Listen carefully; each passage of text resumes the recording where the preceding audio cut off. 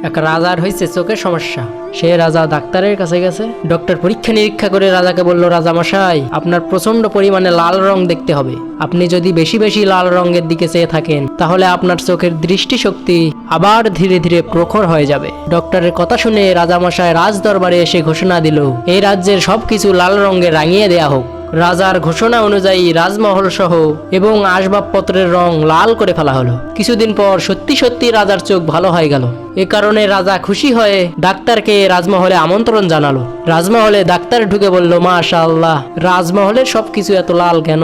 তখন রাজা বলল, ডাক্তার সাহেব, লাল রং দেখলেই তো আমার চোখের জ্যোতি বৃদ্ধি পায়। তখন ডাক্তার বলল, রাজা মশাই, আপনি যদি এই মহলে সবকিছুর রং লাল না করে যদি একটা লাল চশমা পরতেন, দুনিয়ার সবকিছুর রং আপনার কাছে লাল হয়ে যেত। এত ঝামেলা করার দরকার ছিল না। এক রাজার হয়েছে চোখের সমস্যা।